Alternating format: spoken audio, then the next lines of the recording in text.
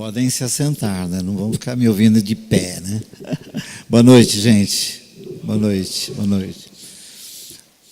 Posso pedir uma gentileza, vocês que estão aqui na esquerda, vir mais para cá, assim, porque aí eu não preciso vir para esse meio aqui, ó.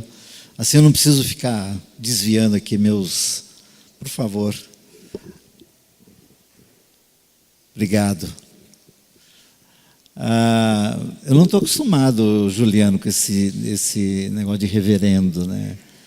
É um exagero no meu caso. Mas é muito bom estar aqui nessa noite com vocês para refletir a partir desse tema que está sendo proposto. E tomara a gente consiga ser provocado a alguma nova percepção a respeito do Evangelho, alguma, quem sabe, que ainda não aterrissou no coração, na alma, no espírito de alguns de vocês. Eu estou aqui há 1 hora mais ou menos que eu cheguei, mais de um pouco de 1 hora, e conversando com o Jean, com o Juliano, com o Isaac um pouco lá, e ouvindo o Jean aqui, e ouvindo o Juliano, e ouvindo o Isaac aqui, a impressão que eu tenho é que o tema que está sendo proposto já é um tema que vem sendo, de algum modo, digerido, né, por vocês, seja aqui ou em algum outro ambiente onde o Evangelho tem sido exposto, né? O modo como vocês falaram aqui e as conversas que nós tivemos, dá a ideia de que nós estamos conversando sobre o mesmo tema, não é? E usando um vocabulário muito próximo, muito parecido. Isso me dá a impressão que eu não vou dizer nada novo, mas tentar reinterpretar algumas coisas que já estão sendo ditas aqui, já estão sendo pregadas aqui, certamente pelo seu pastor, pelo pastor Duda, né? Aqui, e por aqueles que ministram, o ensinam a palavra do Senhor aqui. E o que eu queria, em primeira mão, é resgatar um pouco, até para poder falar da irrelevância que alguns de nós entendemos ser a presença da igreja hoje no mundo, né? E o que é que torna a igreja de fato relevante. Então eu queria resgatar, deixa eu ir molhando, eu queria resgatar aquilo que para mim é um dos chamados embriões do começo da igreja.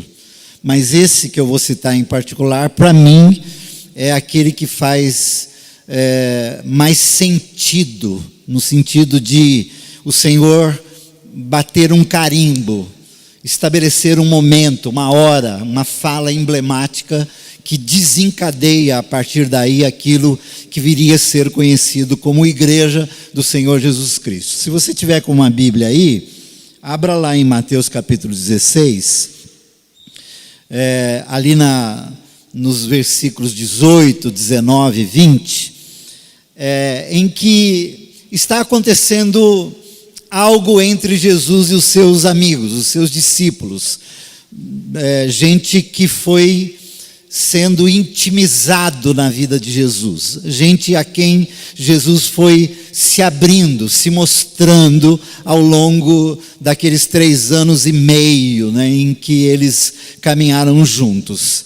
E à medida que a fama de Jesus corria pelos lugarejos, cidades, enfim, e quando Jesus chegava em alguns lugares, havia uma espécie de especulação de quem era Jesus de Nazaré. Quem era Jesus de Nazaré?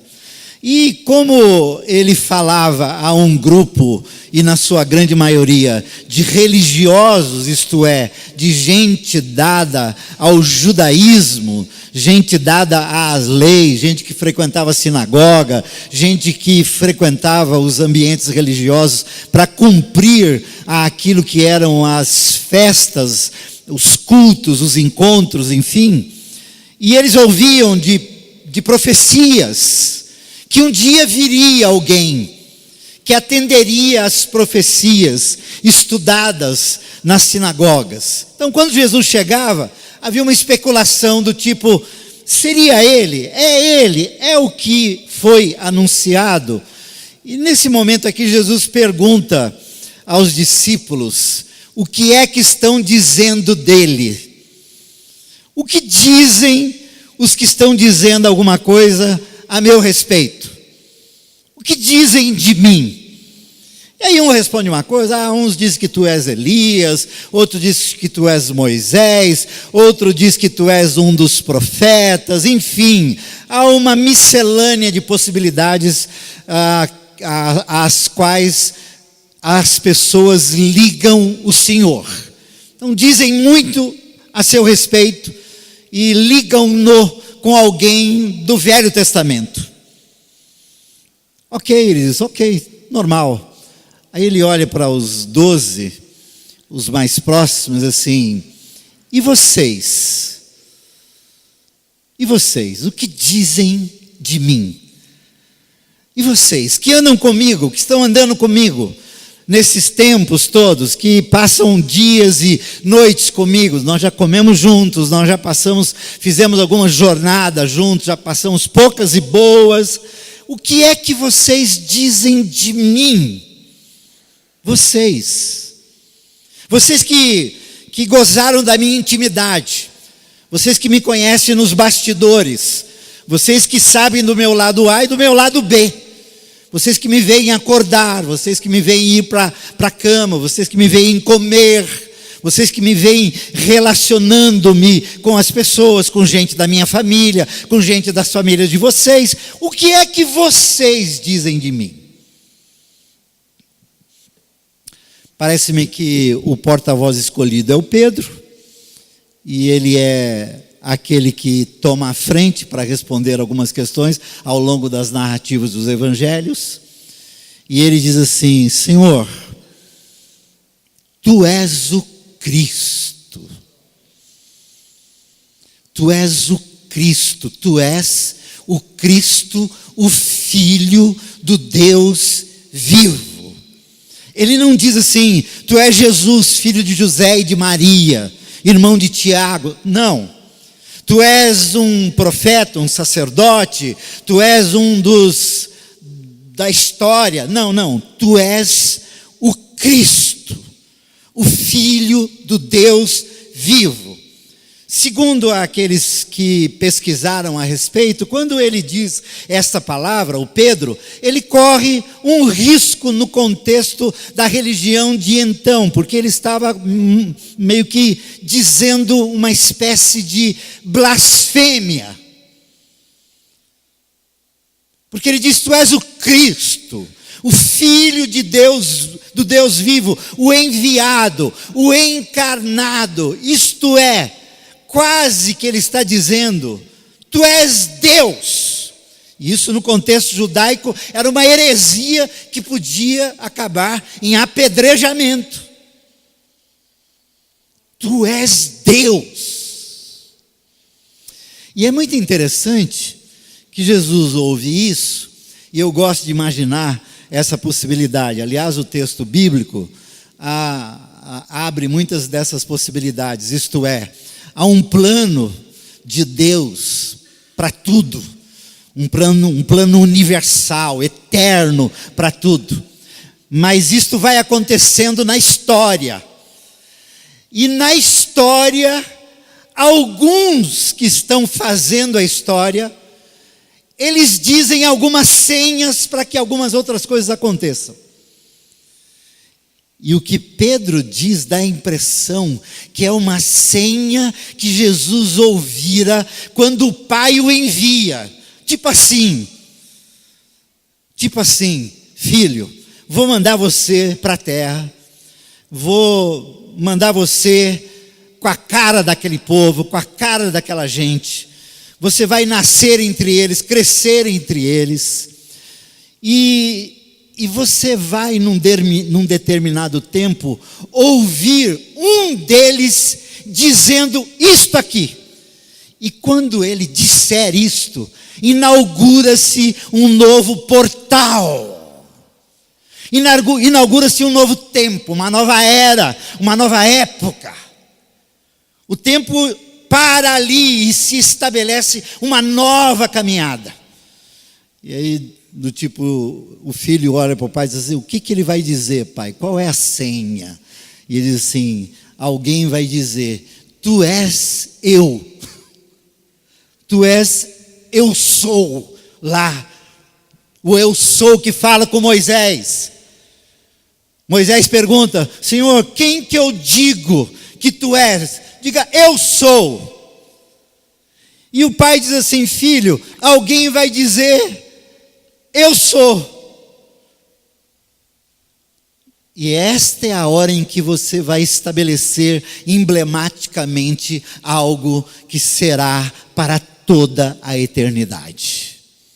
Eu gosto de resgatar esse momento para falar da igreja. Porque aí Jesus, sabe o que ele diz? A partir dessa senha do Pedro, o que está escrito aí no texto.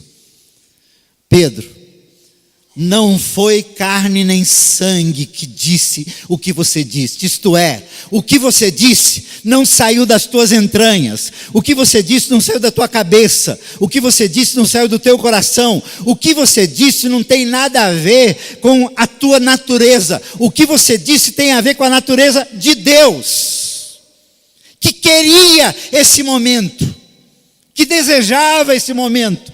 E que bom, Pedro, que você disse.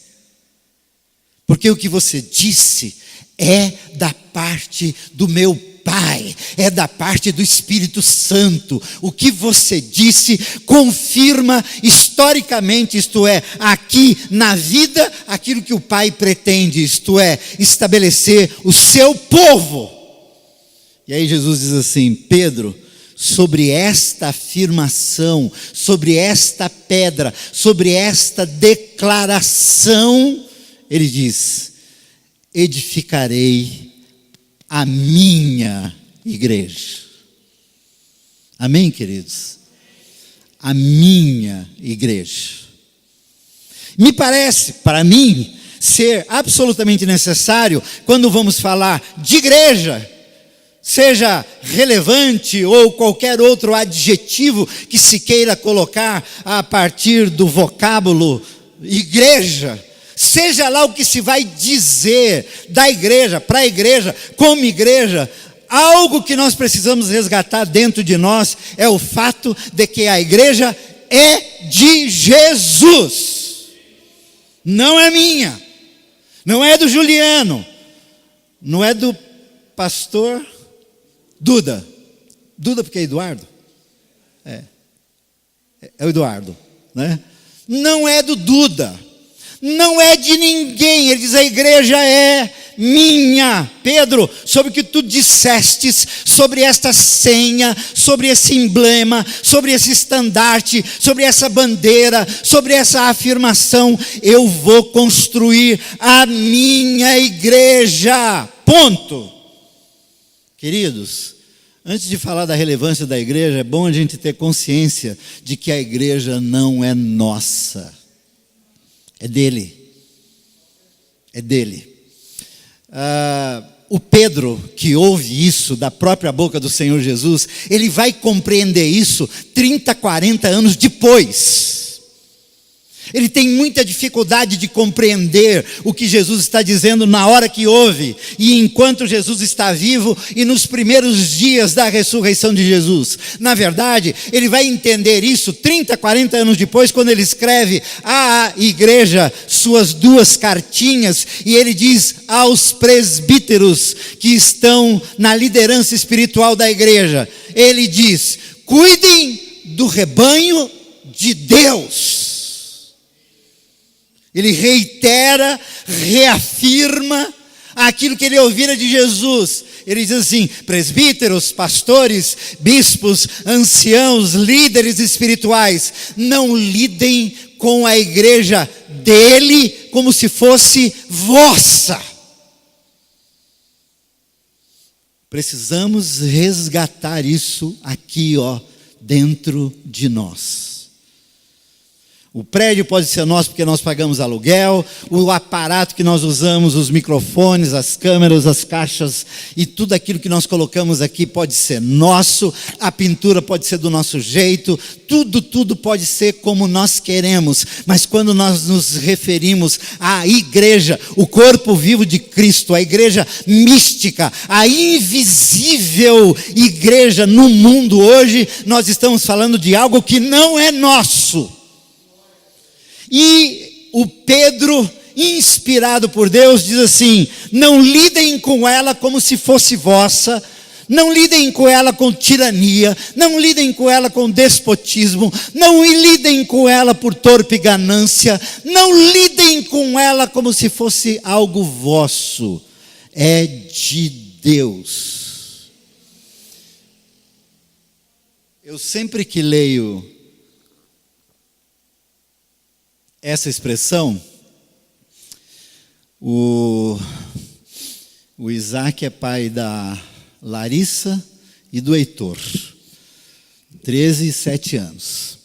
E eu lembro dos meus filhos quando estavam nessa idade, lembro. Quando eu leio esse texto, eu lembro do tempo em que eu, por exemplo, no aniversário dos meus filhos, a gente escolhia alguns amigos deles do colégio, da escola onde eles cresceram, lá em São Paulo, no Colégio Batista, para a gente comemorar. E a gente levava, tipo, 3, 4, 5, 6, 7, 8 amiguinhos deles para algum lugar, tipo um McDonald's, alguma coisa do tipo, para comemorar o aniversário. Na minha época, meus meninos não tinham esse negócio de fazer aniversário todo ano em buffets. O mercado carimbou o aniversário de criança. Não dá para fazer um aniversário de criança sem pensar num buffet. Eu fiz aniversário dos meus filhos debaixo de árvore. Não pagava absolutamente nada para a árvore.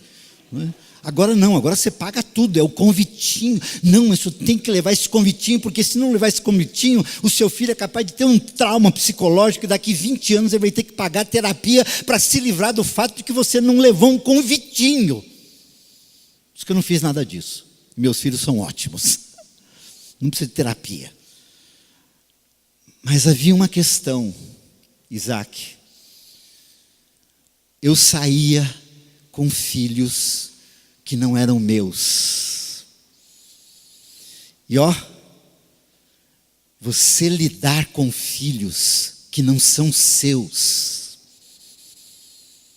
Eu lembro que eu dizia para lá a minha esposa, dizia assim: bem, cuidado, vamos ficar de olho com esses meninos, porque às vezes a gente estava em lugares públicos e com 6, 7, 8, 9 crianças. Deus me livre de perder um dos filhos dos nossos amigos ou dos amiguinhos dos nossos filhos. Ai de nós se acontecer alguma coisa com eles.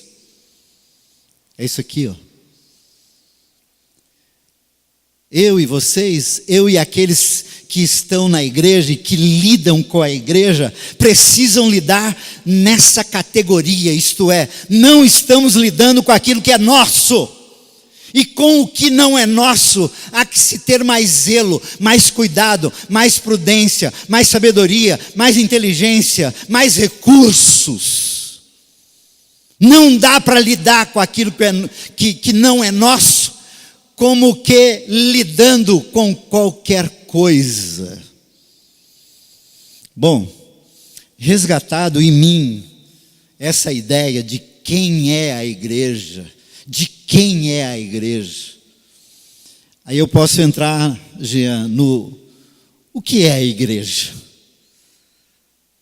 O que é a igreja? Que, para ser relevante, a igreja de Cristo tem algumas peculiaridades que tenho para mim, tanto quanto nós temos que resgatar de quem é a igreja, também resgatar em nós o que é a igreja.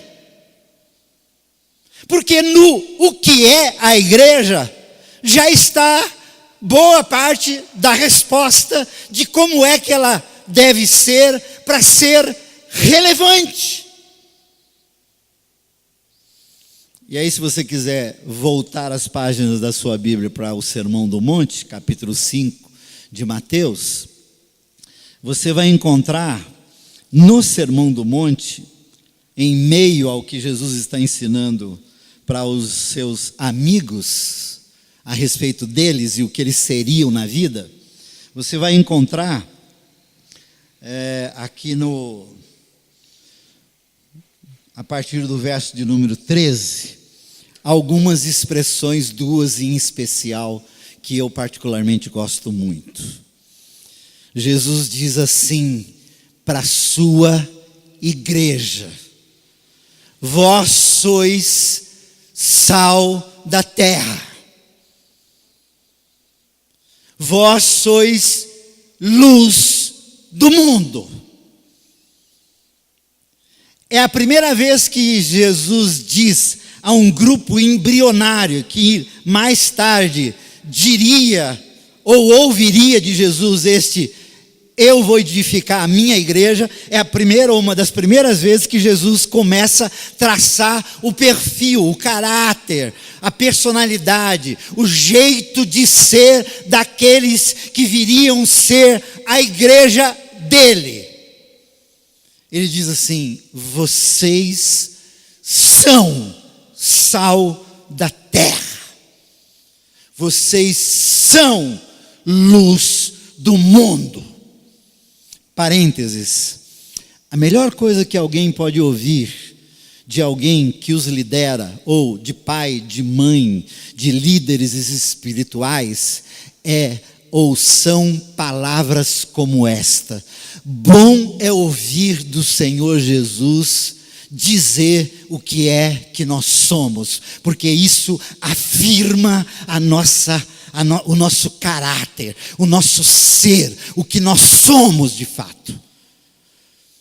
Quando eu ouço irmãos e irmãs que me procuram no dia a dia, seja presencialmente ou nas redes sociais, com dúvidas a respeito de si mesmos. Brega, eu não sei, estou tão perdido, estou tão confuso, que eu nem sei o que eu sou. Eu sempre lembro assim: se você é um convertido a Jesus de Nazaré, você é sal, você é luz, ponto. Essas afirmações fazem um bem, são afirmações amorosas, afirmações que cravam ou que carimbam, que autenticam, que tatuam a alma da gente. Como é bom andar pelo mundo sabendo o que nós somos. Jesus diz: vocês são sal, vocês são luz. Mas olha para mim aqui. Aliás, vocês estão olhando para mim. Eu é que não estou enxergando vocês. Os olhos de vocês. Você viu que eu uso uma lupa, né? Para ler, né? Lupa e luz. Ajuda-me a ver melhor. Lupa e luz. Presta atenção. Lembra aqui mesmo nessa expressão, quando Jesus diz assim: se o sal não for bom, lembra disso? Para que é que serve o sal que não é bom? O que ele diz? Para ser pisado pelos homens. É certo que aqui nessa sala tem algumas pessoas que sabem por que Jesus disse isso. Por que Jesus disse isso? Naquela época não havia asfalto, não havia ainda os recursos tecnológicos que existem hoje para calçar uma estrada, para calçar uma via. Já haviam vias, né? Os romanos se encarregaram de criar vias, ruas, estradas pelo mundo afora. Haviam ruas, mas eram barrentas, de modo que quando chovia não havia condições de trajetar, seja andando ou com as carruagens ou com animais, enfim. E o que as cidades faziam para fazer com que as ruas continuassem sendo trafegáveis? Jogavam sal insosso, sal ruim, sal que não prestava para temperar a comida, sal que não prestava para preservar alimentos, sal que não prestava para gerar sede. Jogava na rua. E quando Jesus está ensinando a eles sobre vós sois sal da terra, e se o sal perder as suas qualidades, as suas especificidades, o sal perder aquilo que ele existe para, ele só serve para ser pisado pelos homens. Ele olha para a estrada e diz: olha o sal que não presta, para onde que vai? Pisado pelos homens, pisado pelas carruagens, pisado pelos animais. Vós sois sal. E se o sal não traz em si aquilo que são suas qualificações, ele não serve para outra coisa senão se tornar irrelevante. Agora, como é que, sendo sal, eu me torno relevante como igreja? Aí é aquela hora que, quando eu descobri isso, eu fiquei atônito comigo mesmo e tive que rever meus pensamentos. Quem é cozinheiro ou cozinheira aqui? Quem faz uma boa comida? Que faz comida? Boa comida é outro lance. Quem cozinha aqui? Quem cozinha? Eu não levantaria a mão, porque a única coisa que eu faço na cozinha é café. Não sei fritar um ovo, mas eu sou de uma outra geração. Não é? A geração de hoje sabe fazer essas coisas. Eu sou de uma geração que não aprendeu, não é? E a minha mãe não me ensinou, e a Lau também não me ensinou, então eu não sei. Mas quem cozinha sabe de uma coisa: que o melhor na panela, seja qual for o alimento que se vá fazer, o melhor é que, ao final da refeição preparada, a gente não enxergue sal no meio da comida, ok? Imagina, você vai comer um arroz e encontra uma bolinha de sal, outra. Imagina o feijão com bolotas de sal. Imagina qualquer alimento em que você bate os olhos e a primeira coisa que você vê é o sal. Estragou a comida. A relevância da igreja, que é sal da terra, está em desaparecer. Desaparecer na panela. E aqui eu estou usando panela para o mundo, para a vida. Desaparecer na vida. É assim que a igreja, que é sal, se torna relevante. Quando ela está na vida, e ela não é vista, mas ela é percebida. Nota-se o sabor, nota-se o gosto, nota-se o aroma. Eu lembro da comida da minha avó lá em Rio Preto, Juliano, no meu tempo de criança. O que é que fazia a gente correr para a mesa quando a minha avó dizia assim: a comida está pronta? Sabe o que era? Era aquele primeiro momento em que ela colocava, na época não tinha óleo, azeite, essas coisas, era aquele gordura de tocinho, lembra disso? Banha, isso. Quem é do tempo da banha? Banha, não tinha esse negócio, não tinha lisa, né? Não tinha essas coisas. Mas a minha avó, ela colocava aquela banha, ela colocava um alho, ela colocava uma cebola, ela colocava sal, colocava aquilo no fogo, e aquilo exalava um perfume perfume que a molecada, os netos dela, que estavam brincando no quintal, já sentiam aquele, nossa, o que a avó está fazendo? Ainda ela não tinha feito nada, ela só estava preparando, mas já dava fome. A igreja é isso no mundo.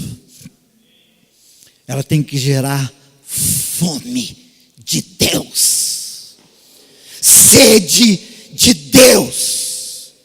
E para que isso aconteça, ela não precisa se tornar um mulundu de sal no meio do caminho. Antes, ela precisa desaparecer no meio da vida. Ela precisa desaparecer no meio da vida. Assim ela será relevante. Perdoe-me a autocrítica, porque sou igreja. Embora hoje faço parte de uma comunidade tão simples, tão simples, tão simples, que uma hora ou outra ela acaba. Porque a ideia é ela acabar mesmo, assim, tipo, quando me perguntam sobre o caminho da graça, para onde vai o caminho da graça? Para lugar nenhum, uma hora ou outra acaba. Porque a ideia é fazer com que aqueles que conosco caminham saibam que são sal, e o sal precisa desaparecer na vida. Ele não precisa virar um monte de sal em qualquer lugar da cidade. Ele tem que estar espalhado na cidade. E aí, nesse sentido, eu faço essa autocrítica e a crítica ao que o mercado religioso faz. Desculpa, mas o que se tem hoje nas cidades do mundo são murundus de sal. Templos enormes, eventos religiosos, produtos religiosos, para consumidores religiosos, que vão se tornando cada vez mais sal, sal, sal, sal, de modo que o sabor que o sal pode dar na quantidade certa se perdeu. E não se tem fome de Deus. Tem fome de evento. Tem fome de pregação. Tem fome de ler um livro. Tem fome de discussão. Tem fome de debate. Tem fome destas coisas todas que se tornaram primazia para nós. Mas ser sal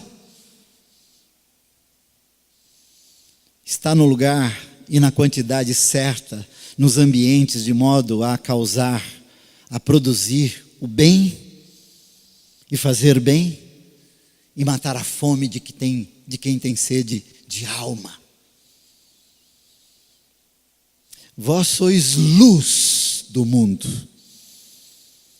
E é muito interessante quando nós imaginamos essa ideia de luz do mundo que Jesus diz. Sempre que viajo para o interior, especialmente quando voltamos, o Flavinho está aqui comigo, o Flávio está lá, ele que é meu assessor, e viajamos muito juntos. Então, agora, quando a gente for voltar para São Paulo, acho que a próxima cidade é Atibaia. Atibaia, né, provavelmente, né? A próxima cidade. É normal, e eu me lembro quando eu vou para Rio Preto, quando fui para Rio Preto muitas vezes de carro, à noite, é normal que você, depois de um descampado à noite, quando você vai se aproximando da cidade, há um clarão da cidade. Quem já observou isso? O clarão da cidade. O que é o clarão da cidade? É um refletor no monte mais alto ou na torre mais alta que ilumina toda a cidade? É?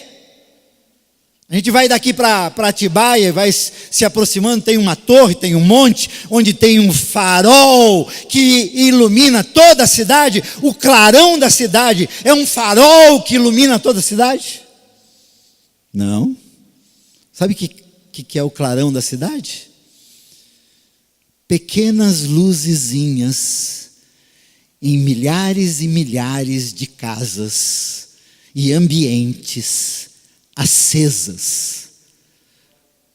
Há 50 anos atrás seriam lamparinas, lampiões de gás. Hoje não, hoje temos todos os recursos que temos, mas são pequenas lâmpadas, pequenas lamparinas, pequenas luzes que dão o clarão da cidade. Vós sois luz do mundo. Vós não sois faróis do mundo, vós não sois refletores do mundo. Vós sois luz, luz suficiente. Por exemplo, de quando em quando, foi bom que acendeu a luz aqui, mas de quando em quando eu prego em alguns lugares, Juliano, que tem refletor para o palco. Quem já experimentou, quem canta, essa coisa assim, de refletor no palco. O que acontece? Quando apaga as luzes da plateia e os refletores são ligados para quem está no palco. Eu não enxergo absolutamente nada. Fico cego de vez. Aquela luz me cega. Às vezes eu desço do púlpito, se tem degrau como aqui, eu perigas tropeçar, porque os meus olhos ficam horríveis. É muita luz. Desculpa aí. Tem crente que é muita luz, mano. Luz que cega. Luz que cria uma visão turva, sabe assim?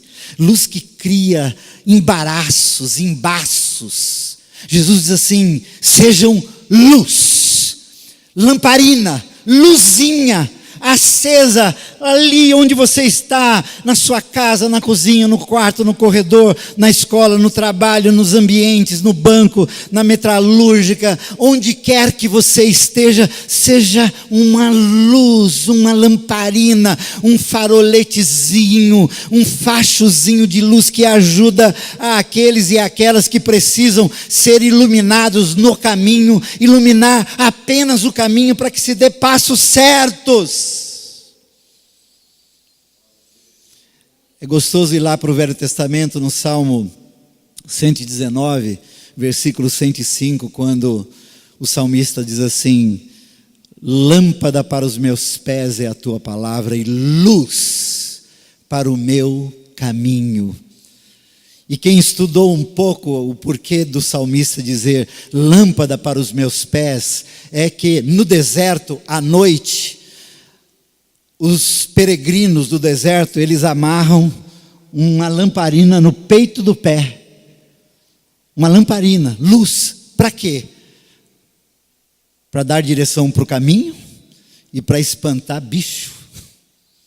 Clareia e protege. Olha que relevância para a igreja. Clarear e proteger. Amém, irmãos?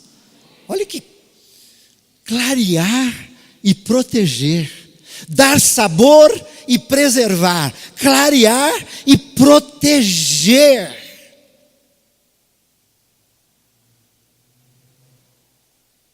É o que nós somos. Essa é a relevância que temos.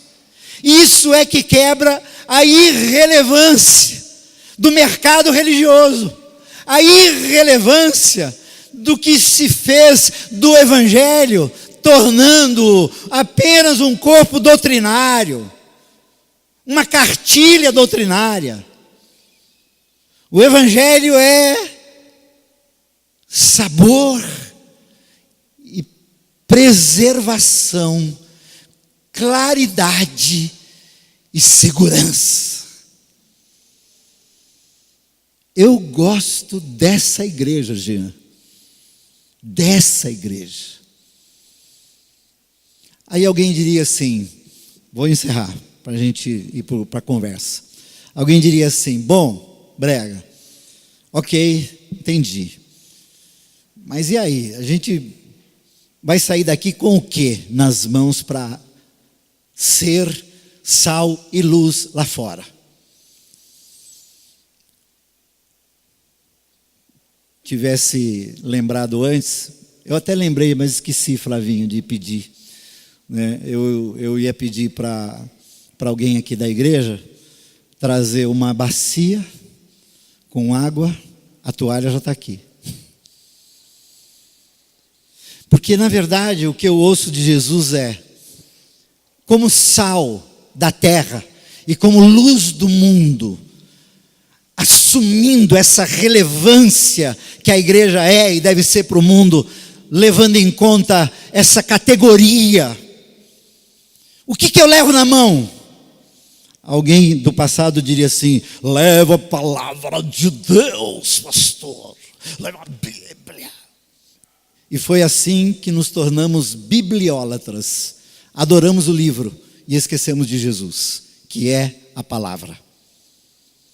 Foi assim que nós nos tornamos bibliólatras. Adoramos o livro. Adoramos o livro. E nos esquecemos de Jesus, que está na vida, que está na rua, que está nos presídios, que está nos hospitais, que está nas repartições públicas, que está nas casas, na Fundação Casa, que está em todos os lugares. Onde está Jesus? Nas ruas, aonde Ele diz para visitarmos e lavar os pés. Sabe qual é o equipamento de uma igreja relevante? Na minha época a gente fazia ar livre. Quem participou de ar livre? Você, Maurício? Lembra do ar livre? O ar livre era uma coisa muito interessante. Era a ideia de pregar o evangelho na rua. Só que aí nós íamos e fazíamos uma roda. Aí a gente ficava pregando o evangelho na roda, olhando um para o outro. Aí os caras para quem a gente estava pregando o evangelho, ficavam assim, tipo, pô, deixa eu entrar aí nessa roda, mano. Não, nós estamos pregando o evangelho. Espera aí que daqui a pouco vamos fazer o apelo. Eu lembro disso direitinho, preguei muito em ar livre. Nossa, meu Deus do céu. Mas eu nunca levei bacia, água e toalha. Porque Jesus, na última noite, quando convida esses mesmos aos quais Ele disse: vós sois sal da terra, vós sois luz do mundo, vocês são a minha igreja. Estes, Jesus coloca numa mesa, num cenáculo, numa sala grande. Ele se ajoelha, pega bacia, água e toalha e lava os pés dos seus amigos. E o que Ele diz? Por que eu estou fazendo isso com vocês? Vocês sabem? Eu não sei, Senhor. Até o Pedro não queria que ele o lavasse, do tipo, para que isso? Que exagero, mestre. Pedro, está aí mais uma coisa que você não entendeu ainda, vai entender só depois. Vai levar uns 30 anos para você entender o que eu estou fazendo aqui agora. Jesus lava os pés dos seus amigos e diz assim: estou fazendo isso a vocês, para que vocês lavem os pés uns dos outros pela vida. E sabe por que Jesus mandou a gente lavar os pés uns dos outros pela vida? Porque ninguém chega em casa depois de um dia inteiro sem ter os pés sujos, empoeirados ou elameados. Essa é a tarefa da igreja. Essa é a relevância da igreja. Desaparecer na vida, ser este gosto de Deus para quem precisa de Deus, clarear e dar segurança àqueles que precisam ter suas vidas clareadas e lavados pela água que é o Evangelho de Jesus de Nazaré. Lavados. É assim que nós vamos ser uma igreja relevante. Fora isso, nós só seremos um grupo que se reúne. Nós só seremos ou nos tornaremos em grandes eventos religiosos e até de quando em quando com algum fenômeno religioso. Sabe? Algum fenômeno religioso que não dura até ali naquela porta, atravessou a rua, o fenômeno já desapareceu, não faz o menor sentido na vida.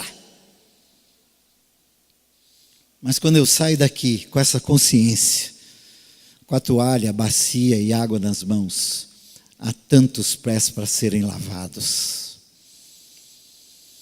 há tanta vida para ser preservada, há tanta vida para ser clareada. Há tanta vida. Deus colocou a eternidade dentro do ser humano. Lembra disso, Eclesiastes? Deus colocou a eternidade dentro do ser humano. Não há um ser humano na superfície da terra que não tenha a eternidade dentro de si, e a eternidade só se satisfaz com aquilo que transcende. A eternidade só se satisfaz com aquilo que tem a ver com o eterno, ou com aquilo que vem do eterno. E o que estamos falando aqui é disto. Não estamos falando de coisas, de estruturas, de doutrinas, de cartilhas, de institucionalidades. Nós estamos falando de o que podemos fazer com a eternidade que está dentro daqueles que estão à nossa volta. Eu atendo pessoas na padaria que fica a 200 metros da minha casa. Eu não tenho mais gabinete faz muito tempo. Achei bonitinho o gabinete aqui, cadeirinha de rodinha, legal. Mas eu não tenho mais, não tenho dinheiro para isso mais. Eu atendo nas padarias. E tem uma padaria perto da minha casa que tem uma mesa lá, que eu e o Flavinho já tomamos muito café lá. E às vezes eu passo o dia todo atendendo gente lá, o dia todo, de manhã até a noite. E eu já ouvi, já vi e já testemunhei algumas situações muito interessantes. Às vezes eu estou ouvindo uma pessoa que lá pelas tantas o ambiente transcende, sabe assim? Sabe, Juliana, você está conversando com uma pessoa e você percebe que o ambiente transcende. E alguns se emocionam, choram. Eu mesmo, às vezes eu ouço algumas coisas que eu não consigo não chorar. Aí é interessante, tem pessoas em volta. E tem alguns que eu percebo. Esqueci.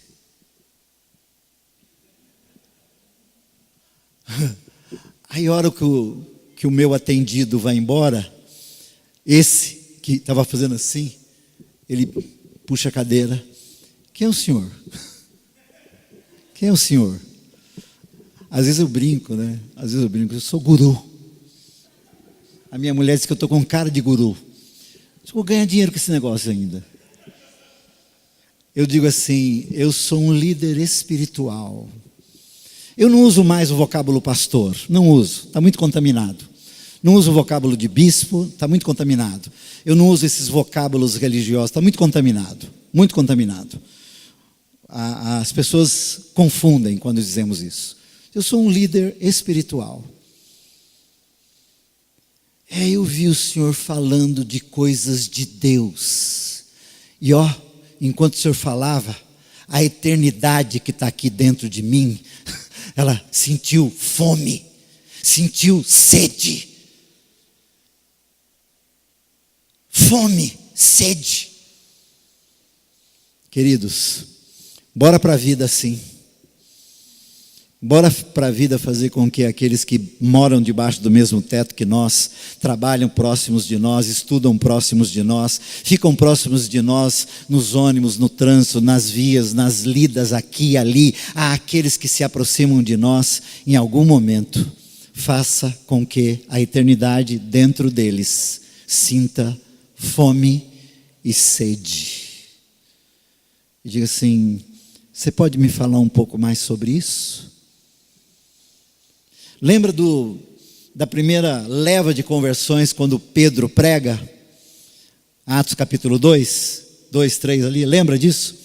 Que o Pedro, ele não faz apelo, ele prega o evangelho, sal, luz, bacia, toalha e água.